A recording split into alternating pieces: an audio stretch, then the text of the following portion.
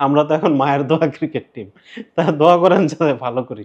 তো শ্রীলঙ্কা ম্যাচের আগে আসলে সাকিব ভাইয়ের যেই বলল যে মায়ের দোয়ার ক্রিকেট টিম ওইরকম দোয়া করা ছাড়া উপায় উনি নেই। দোয়া করা চায়, হ্যাঁ, সাকিবও এখন দোয়া চাইছেন সবাই। বিশ্বকাপ ক্রিকেট উপলক্ষে সকাল সন্ধ্যার বিশেষ আয়োজন ওভার বাউন্ডারি। এখানে আমি আছি সনত বাবলা, আপনাদের সবাইকে স্বাগত জানাচ্ছি এই এই বিশেষ অনুষ্ঠানে। আমার সঙ্গে আছেন সকাল সন্ধ্যার ক্রিকেট রিপোর্টার শেহাবুদ্দিন। শেহাব, আপনাকে এই অনুষ্ঠানে স্বাগত জানাচ্ছি। আলবদা আপনাকেও ধন্যবাদ।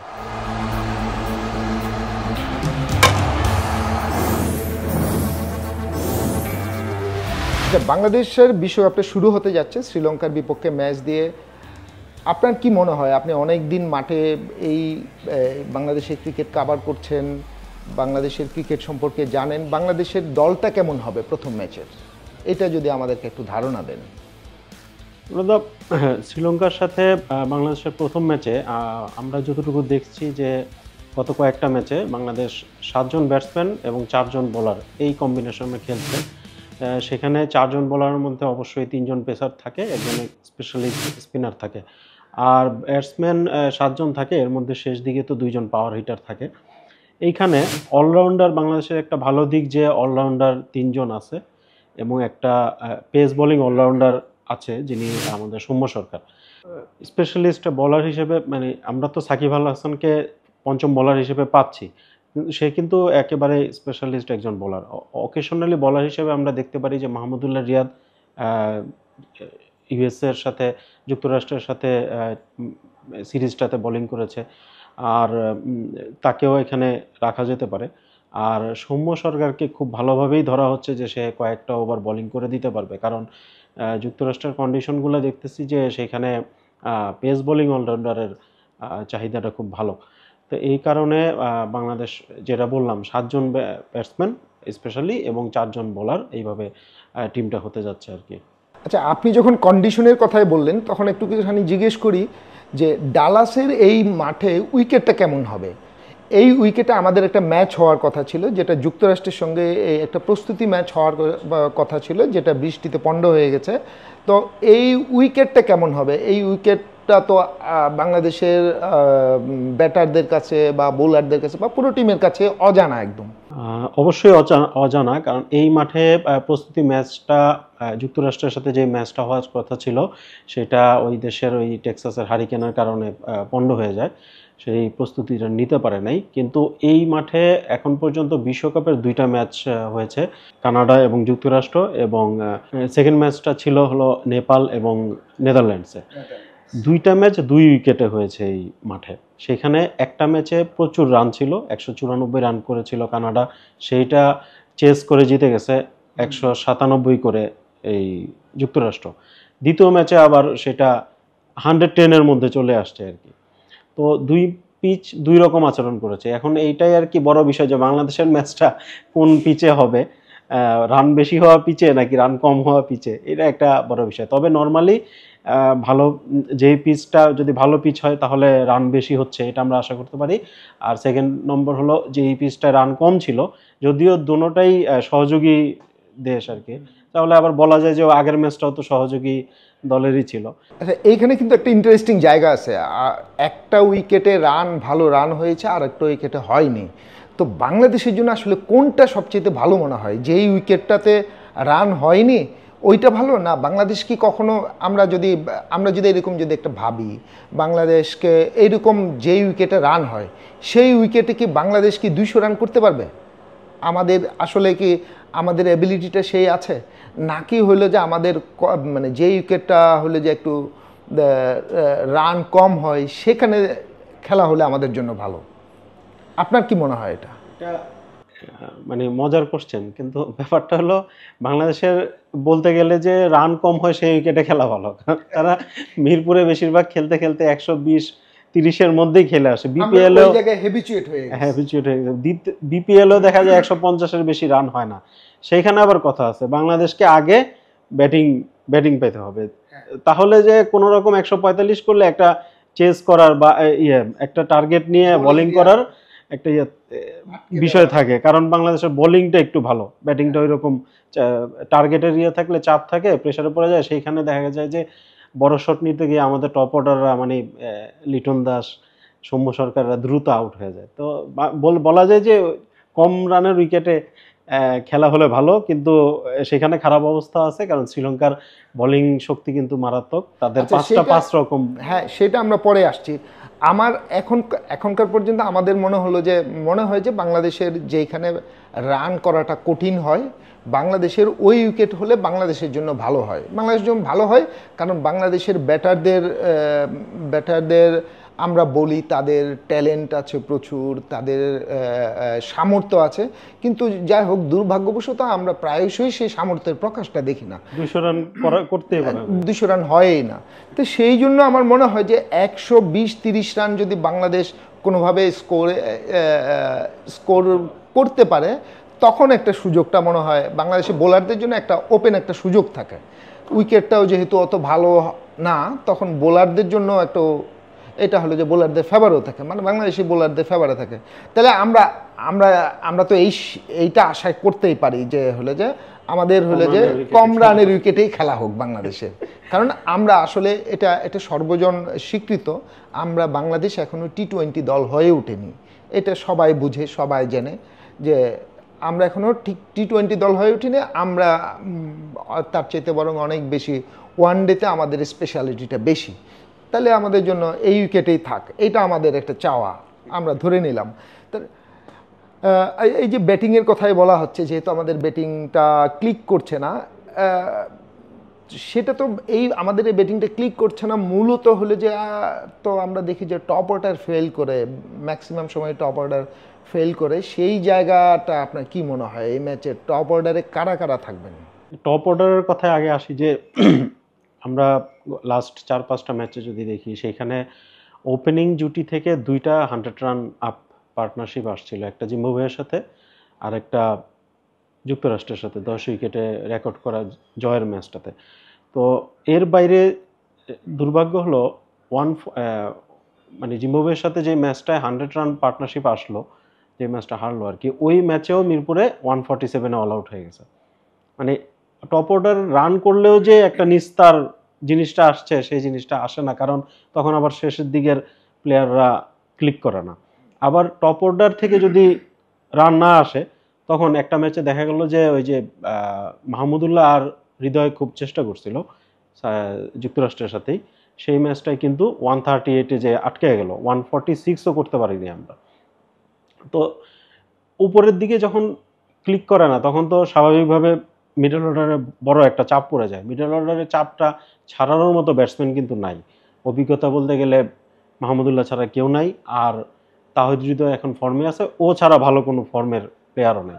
এই দুইজনের উপর চাপ করে আসলে বিশাল বড় একটা 170-80 রানের যে একটা আশা করা যায় দলীয় সংগ্রহে, সেটা খুব কঠিন। আচ্ছা, আপনি যে এখানে যেমন টপ অর্ডারে বলা হচ্ছে, আমরা কি জানি টপ অর্ডারে কারা ওপেন করবে বাংলাদেশের ইনিংস? আমরা আমরা যুক্তরাষ্ট্রে একরকম দেখলাম, তারপর এর আগেও দেশের মাটিতে দেখেছি। তো কারা ওপেন করবে মনে হয়?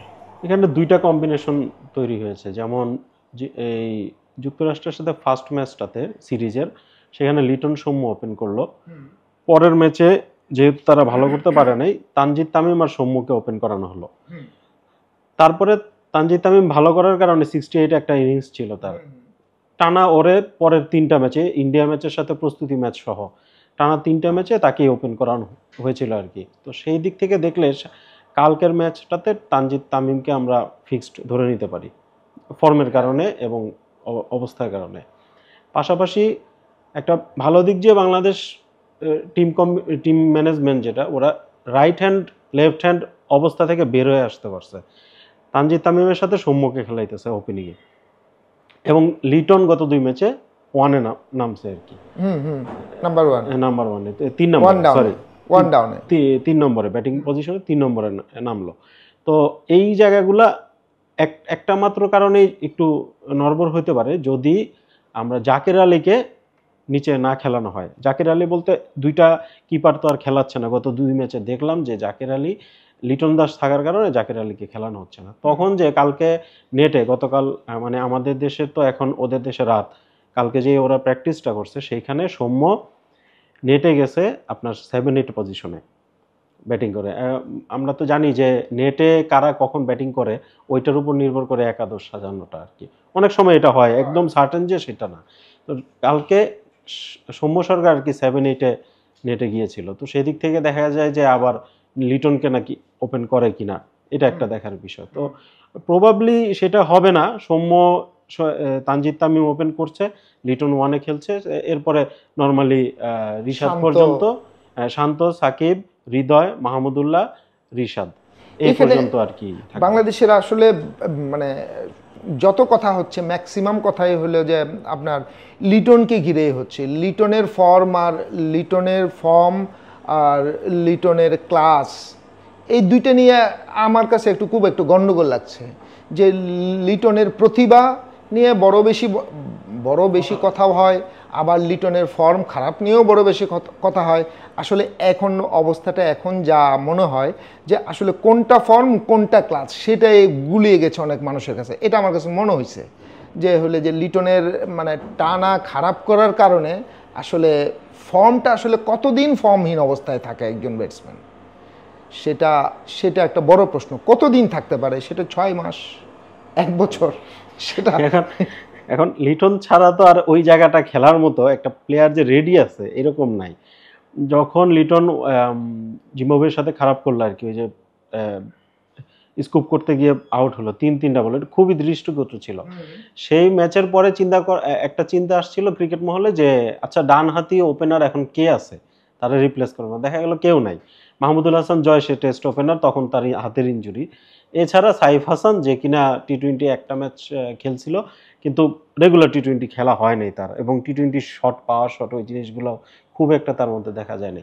তো লিটন ছাড়া একটা ডানহাতি ওপেনার টপ অর্ডারে খেলে এরকম প্লেয়ার এখন বাংলাদেশে নাই। এই কারণে লিটন দাসকে নিয়েই বেশি কথা হয়।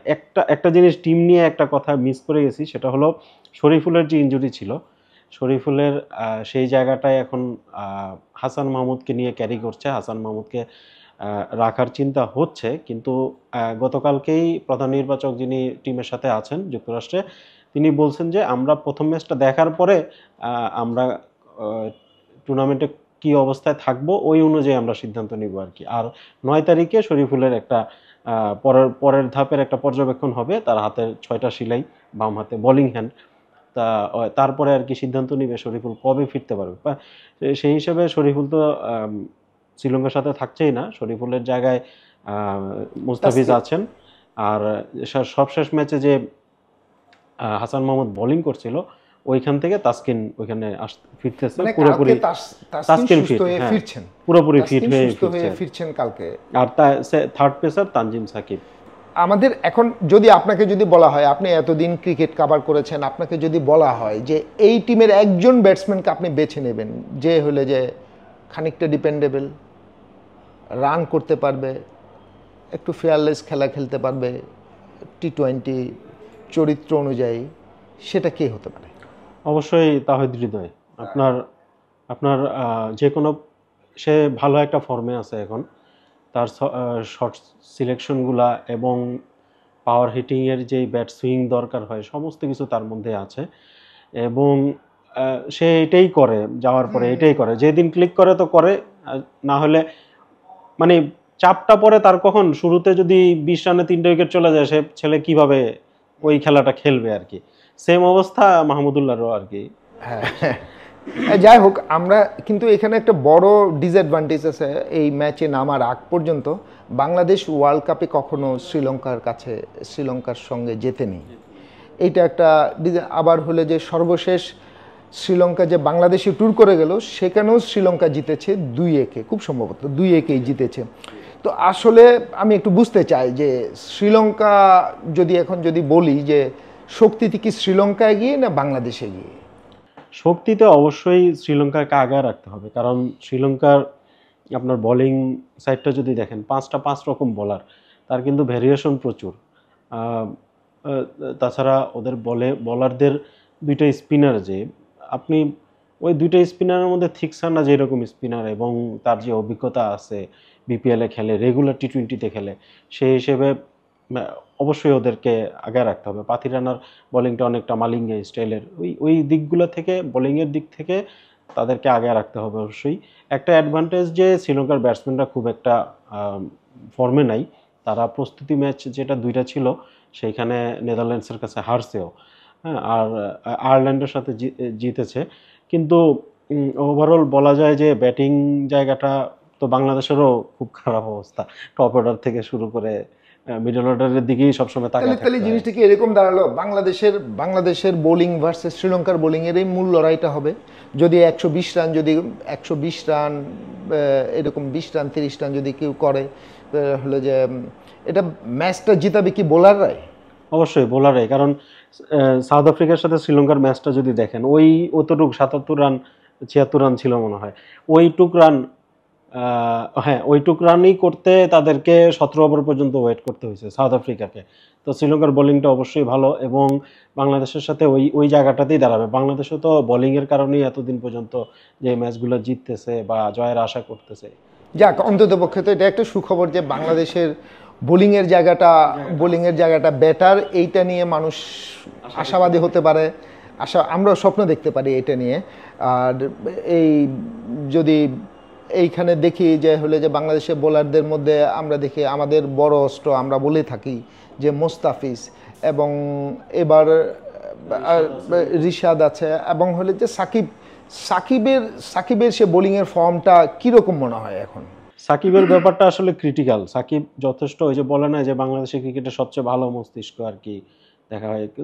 ইন্ডিয়ার সাথে প্রস্তুতি ম্যাচটায় দেখেন সাকিব 47 রান দিছে, মানে ওই ম্যাচটাতে সবচেয়ে বেশি রান দিছে। কিন্তু সাকিব আল হাসানকেই দেখবেন যে ম্যাচের মূল ম্যাচে তার বোলিংটা খুব কার্যকরী হয়, কারণ ও সাকিব তো নিজের ক্রিকেটটা নিজেই বুঝে, অনেক সময় এরকমই করে। ওই যে সে নিজেই কিন্তু বলছিল যে আমি কোথায় অনুশীলন করি সেটা তো আর দেখানোর কিছু নাই।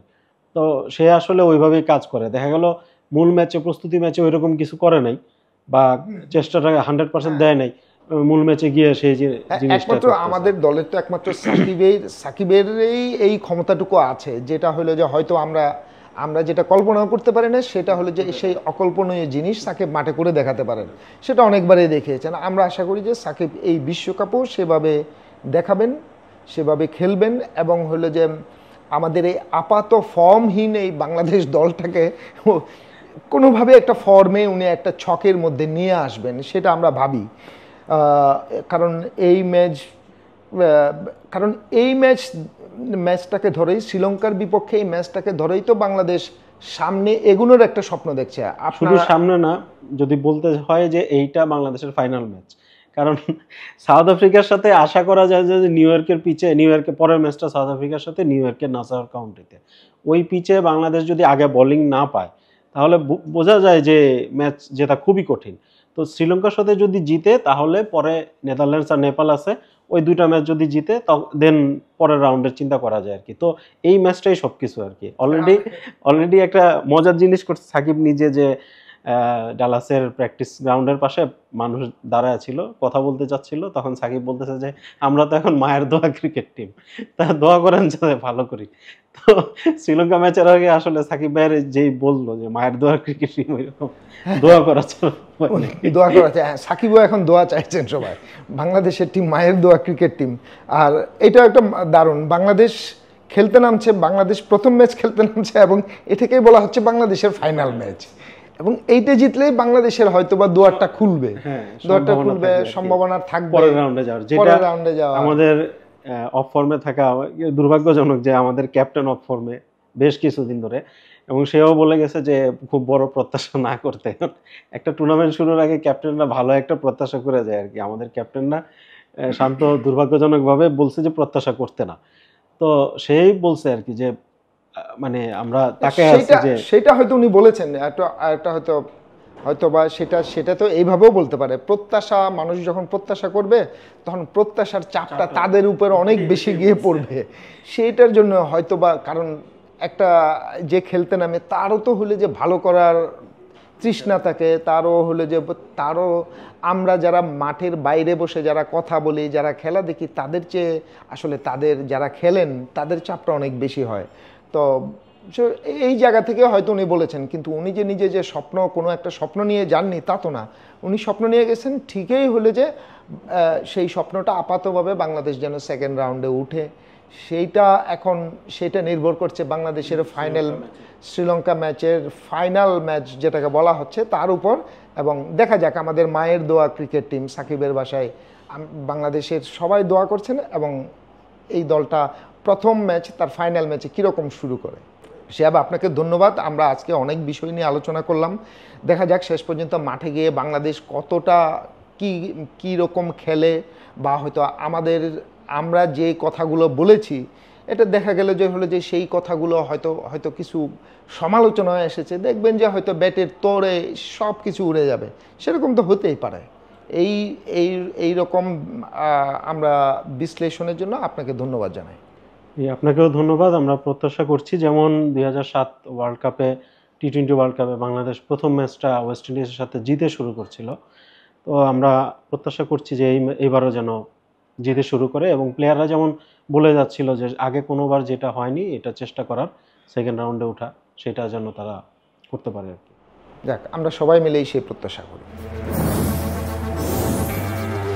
বাংলাদেশ মাঠে গিয়ে কীরকম খেলবে, আমাদের ব্যাটিংয়ের শক্তি, বোলারদের সক্ষমতা সব মিলিয়ে প্রথম ম্যাচটা কোন দিকে যাচ্ছে সেটার একটা ধারণা পাওয়ার আমরা চেষ্টা করলাম।